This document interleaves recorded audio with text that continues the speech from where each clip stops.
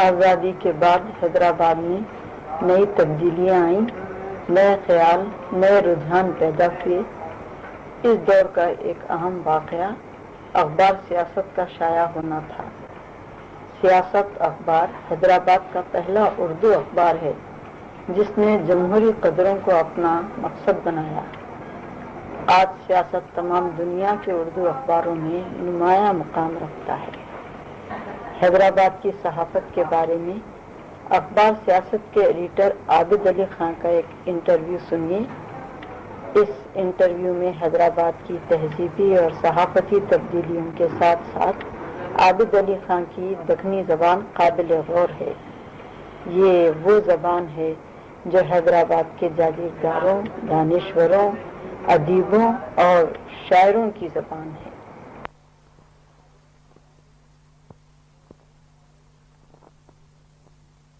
عابد علی خان صاحب، میں تھوڑا سا آپ کا وقت لینا چاہتی ہوں۔ حیدرآباد اردو زبان اور ادب کا بہت بڑا مرکز رہا ہے اور آج بھی ہے۔ اردو صحافت کی تاریخ میں اس شہر سے شائع ہونے والے اخبارات کا بڑا اہم مقام رہا ہے۔ اس صدی کی پہلی دہائیوں سے ہی یہاں اخبارات شائع ہونے لگے تھے۔ آزادی سے پہلے اور اس دور کے اخبارات کے بارے میں بتائیے گا، ان کا معیار، ان کی زبان، ادبی حیثیت، خبریں وغیرہ، اور پھر ان خبروں کے چھاپنے کا انداز وغیرہ۔ آپ اس سلسلے میں مجھے کچھ بتائیے۔ آزادی سے پہلے اردو صحافت کے بارے میں میں جو کچھ جانتا ہوں جی، اور جو کچھ میں نے سنا ہے جی، وہ انشاءاللہ آپ کو بتاؤں گا۔ کہا یہ جاتا رہا ہے کہ حیدرآباد کی صحافت کا معیار جو ہے وہ اونچا رہا ہے ہمیشہ، جی، اور اس اونچائی کو باقی رکھنے اور اس کو مستحکم کرنے کے لیے قاضی عبدالغفار صاحب نے جی، بہت اہم رول ادا کیا ہے۔ پیام کے حیدرآباد سے شائع ہونے سے پہلے حیدرآباد کی صحافت کچھ، اگر میں کہوں تو غلط نہ ہوگا، کہ گھریلو صحافت سمجھی جاتی تھی، اس لیے کہ یہاں باہر کی خبریں بہت کم لی جاتی تھیں اور صحافت پوری حضور نظام کے گرد گھما کرتی تھی۔ پابندیاں تو بہت تھیں، ظاہر ہے آزادی سے پہلے حضور نظام کے خلاف یا اس ریاست کے خلاف تو کچھ لکھا نہیں جاتا تھا، حتیٰ کہ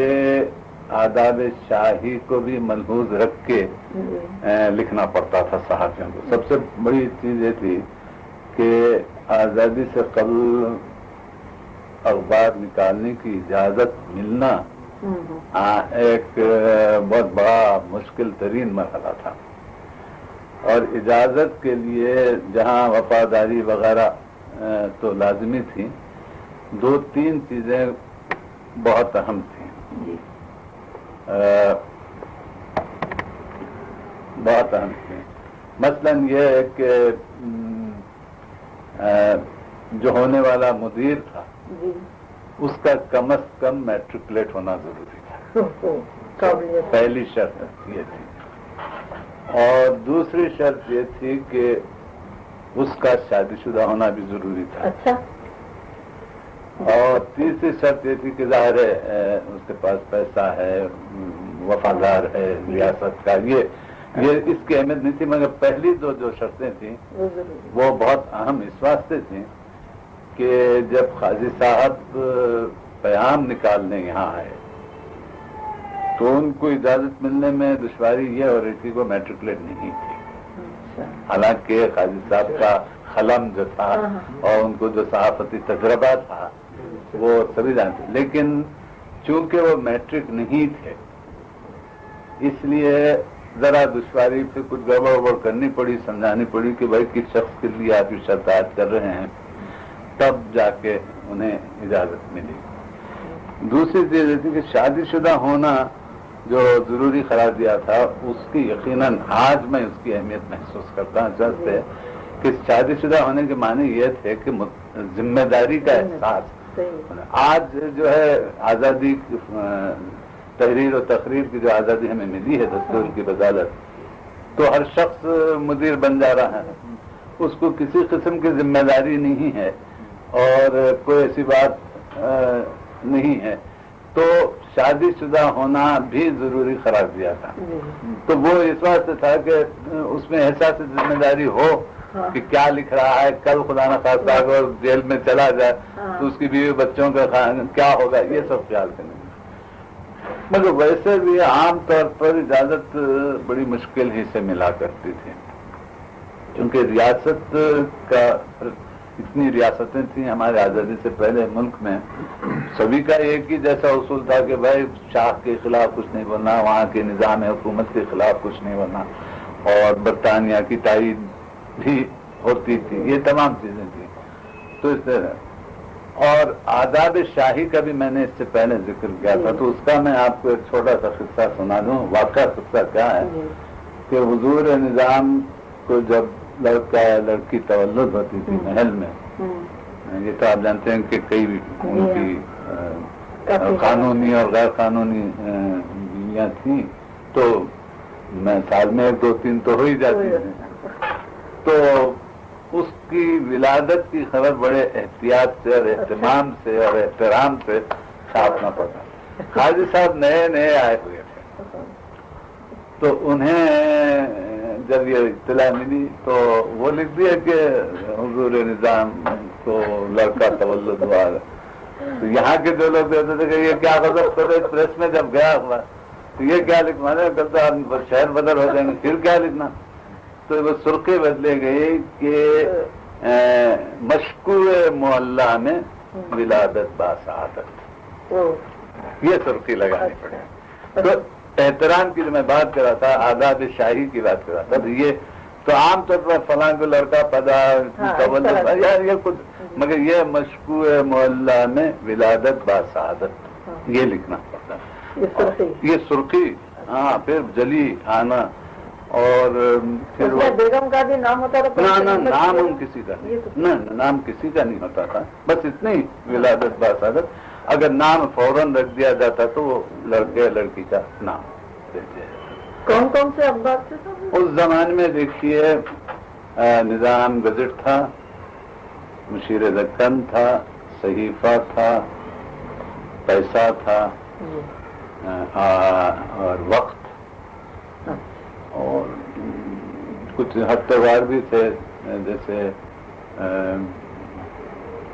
صبح دکن، اور 1-2 ہفتے وار پڑھتے تھے۔ اور ان اخبارات میں صبح دکن میں اور نظام گزٹ میں تو بالعموم روزانہ کچھ نہ کچھ حضور نظام کے ارشادات شاید، کبھی غزل شائع ہوتی، کبھی کچھ ارشادات شائع، تو وہ صفحے اول پر جلی خط میں چھپنا تھا، اور کوئی دوسری خبر سے نہیں چھپ سکتی، پورا صفحے پر انہی کی غزل، اور نیچے رائے استاد بھی ہوتی تھی، استاد جلیل، فصاحت جنگ جلیل ان کے استاد تھے، تو رائے خود ہی لکھ دیتے تھے، رائے استاد جلیل لکھ کے استاد کی رائے خود ہی لکھ دیتے تھے، تو وہ صفحے اول پر اس کے سوا کچھ نہیں آتا، اخبار کا نام اور یہ اور کچھ نہیں آتا۔ سنا یہ ہے کہ کچھ 20-25 روپے بھی سرکار کی طرف سے نہ آتا تھا، مجھے اس کا علم نہیں ہے۔ بیان میں بھی 1-2 مرتبہ یہ آیا۔ اچھا، دوسری بات یہ تھی کہ سرکولیشن اخبارات کو زمان میں بہت کم تھا۔ کتنے اندازاً کیا تعداد ہوتی تھی؟ اب دیکھیے کہ زیادہ سے زیادہ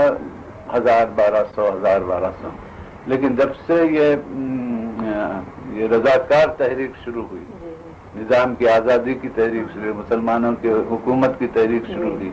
تو رہنما دکن، جو پہلے رہبر دکن تھا، آج رہبر دکن کی اشاعت کچھ بڑھ گئی تھی۔ اب بتاتے ہیں تو بہت زیادہ، مگر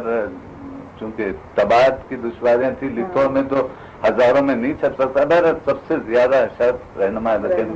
رہبر دکن کی تھی۔ تو میں یہ عرض کر رہا تھا کہ خبریں کچھ نہیں لیتے، اب ٹیلی پرنٹرز ہیں، ٹیلی گرام، تو سرکار کی طرف سے خبریں PTI رائٹر کی خبریں دی جاتی تھیں، ٹیلی گرام کے ذریعے زمانے میں خبریں آتی تھیں، ذریعے ٹیلی گرام لکھا جاتا تھا، ٹیلی گرام کے ذریعے خبریں آتی تھیں۔ صحیفہ ایک اخبار تھا جو اشتہار نہیں چھاپتا تھا، بالکل اشتہار نہیں چھاپتا تھا۔ اس کی کیا وجہ تھی؟ وہ بس لینا نہیں، وہ بیچنا نہیں چاہتے تھے، اشتہار لینا، ضمیر فروشی سمجھیے کیا ان کے خیالات تھے ہمارے مولوی اکبر علی صاحب کے۔ اخبار میں کچھ ایسے گھریلو باتیں ہوتی تھی، زخمی یابو پکا گیا، زخمی گھوڑا، زخمی یابو ٹٹو یابو لکھا کرتے تھے، زخمی یابو پکڑا گیا، وہ فلاں ہوا، وہ زیادہ ایسے باتیں آتے تھے۔ وہاں شادی ہوئی، بس کر دیے کسی نواب کے ہاں شادی ہو رہی ہے تو وہ شادی کی پوری تفصیل اور شرکا کی پوری تفصیل میں القاب کے نواب فلاں جنگ بہادر دولہ اور نواب فلاں جنگ پوری تفصیل کے ساتھ، اور ہر شخص جو ہے چندے بھی مختلف ہوتے تھے، آج کی طرح نہیں ہے، یعنی اخبار کا چندہ ہوتا ہے، اخبار کا چندہ جو ہے عوام سے اتنا، روسا سے اتنا، پائے گاؤں سے اتنا، سرکار عالی سے اتنا، سرکار مدار کوئی مدار تھا نہیں، مدر مہان سرکار عالی مدار، ایسا مجھے اس وقت لفظ یاد نہیں آ رہا، برٹش گورنمنٹ کو سرکار عالی مدار، ہاں غالباً کچھ ایسا ہی تھا، مجھے یاد نہیں، ان سے تو طبقے واری چندہ تھا، سمجھے، جیسا آدمی ویسا چندہ تھا، یہ ہوتا تھا۔ تو بعد میں پھر یہ ڈیولپ ہوتے گیا آہستہ آہستہ، جیسے تحریک ملک میں آتے رہے، یہ حالات تھے، اور لتھو پرنٹنگ تھی، آپ تو جانتے ہیں، پتھر پر، وہ بیشتر اخبارات تو ہینڈ پریس پہ نکلتے تھے، تو اس سے شاید کا آپ اندازہ لگا سکتے ہیں، ایک دو کے پاس ہی مشین تھی، رہبر دکن کے پاس مشین تھی، شاید ایک نظام گزٹ کے پاس بھی ایک، لتھو پتھر پر چھپتا تھا، اشاعت کا طریقہ طباعت جو ہے بہت ہی پرانا دکن، اسی سے اعظم اسٹیم پریس تھا، اس میں اخبار چھپتے تھے، وقت چلہ ایک دوسرے نکلتے تھے، زیادہ تر اعظم اسٹیم پریس طباعت، کتابوں کی طباعت کا کام کرتا تھا، بہت بڑا پریس تھا، اخبار بھی چھپتا تھا مختلف، مگر رہبر دکن کا اپنا پریس تھا، نظام گزٹ کا اپنا پریس تھا، دوسروں کے شاید نہیں تھے۔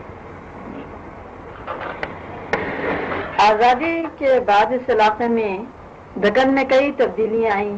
سیاسی تبدیلیاں تو آئی ہی، لیکن اس کے ساتھ ساتھ تہذیبی تبدیلیاں بھی آئیں۔ اردو کی وہ حیثیت نہیں رہی جو آزادی سے پہلے تھی، اور رفتہ رفتہ اردو لکھنے پڑھنے والوں کی تعداد بھی کم ہوتی گئی۔ اس تبدیلی کے پیش نظر اردو صحافت کو اپنے آپ کو کس حد تک بدلنا پڑا، اور اس میں کیا کیا تبدیلیاں آئیں؟ دیکھیے، آزادی کے بعد جو دو چار ریاستیں تھیں جہاں اردو کا چلن تھا یا اردو کا مقام مستحکم تھا، اس میں حیدرآباد بھی ہے، لیکن جیسے جیسے ریاستوں کی لسانی بنیاد پر تقسیم عمل میں آئی، اس کے بعد جو ہے شمال میں جو اردو کا موقف تھا وہ کمزور ہوتا گیا، اور حیدرآباد جنوب میں، خاص طور پر حیدرآباد میں اردو کا موقف مستحکم ہوتا گیا۔ اس لیے ایک تو اس کی دو وجوہات ہیں، ایک تو یہاں نظام کی جو حکومت تھی وہ اردو میں سارا کام ہوتا تھا، تو اس لحاظ سے یہاں کے مسلمان، ہندو، سکھ، پارسی جتنے بھی باشندے تھے، آبادی جو تھی بیشتر اردو بولنے والی، تو جہاں اردو کا اثر شمال میں کم ہوتا گیا، یہاں سمٹ کے اردو مرکز کس طرح حیدرآباد میں آگے یہاں گئے، لیکن زیادہ ترقی اس وجہ سے نہیں ہوئی کہ اس کے میرے خیال میں سیاسی عواقب کا نتیجہ ہے، کیونکہ جن لوگوں کے ہاتھ میں آزادی کے بعد حکومت آئی، ان لوگوں کا یہ خیال تھا کہ مسلمانوں نے ان پر زیادتی کی ہے بحیثیت حکمران کی، اور اب ان کو ایک موقع ملا ہے حساب چکانے کا، تو حساب چکانے کے سلسلے میں جہاں اور ترکیبیں انہوں نے کی، وہاں زبان پر بھی انہوں نے اپنا ہاتھ صاف کیا، اور زبان کو کمزور کرنے کی، اس کمزور کیا کیا بلکہ یہ ہے کہ اس سے بے توجہی کا اظہار کیا، یہ میں کہوں گا کہ اس پر کوئی جیسی ہے وہ خود بخود جو ہے، اگر اس میں طاقت ہے تو جی جائے گی، اور نہیں ہے تو مر جائے گی، یعنی اس سے کوئی توجہ نہیں کی، کوئی خاص رعایت وغیرہ جو ہے اس کو حاصل نہیں تھی، انجان سے ہے. لیکن جب سے یہ موجودہ حکومت آئی جی اس میں اردو کے لیے بہت خطرناک ماحول سا پیدا ہو گیا، اس لیے کہ موجودہ حکومت کا یہ خیال ہے بلکہ اس کا عمل بھی یہی ہے کہ تیلگو تہذیب کو، تیلگو زبان کو عام کیا جائے، اس کو مضبوط کیا جائے. ظاہر ہے جب ایک حکومت ایک زبان کو مضبوط کرنے کی طرف مائل ہو جاتی ہے تو ظاہر ہے دوسری زبان چاہے کوئی ہو دوسری زبان کی طرف کوئی توجہ نہیں کرے گی. اس لحاظ سے ان دنوں جب سے کہ ہماری موجودہ حکومت آئی ہے اردو کا مستقبل کسی قدر ڈاواڈول ہوا ہے. لیکن صحافت کے لحاظ سے اب میں آپ کو اعداد سے بتا سکتا ہوں، سیاست کی حد تک دوسروں کے تو میں اتنی اس سے نہیں کہہ سکتا، لیکن میں اپنے چونکہ فگرز کہہ سکتا ہوں، دوسروں کے بارے میں آپ اس سے اندازہ لگا نہیں سکتے. میں جب 49 میں آزادی کے فوراً بعد اخبار شروع کیا تو اس وقت 750 کی اشاعت سے شروع کیا. آپ کو کیوں خیال آیا سیاست شائع کرنے کا؟ آپ کو وہ تو میں آپ کو اس سوال کا جواب میں آپ کو کسی قدر دیر سے دوں گا. 775 سے شروع کیا اور آج 49 اور 87 میں 43,000 اشاعت ہوگی. تو اس سے آپ اندازہ کیجئے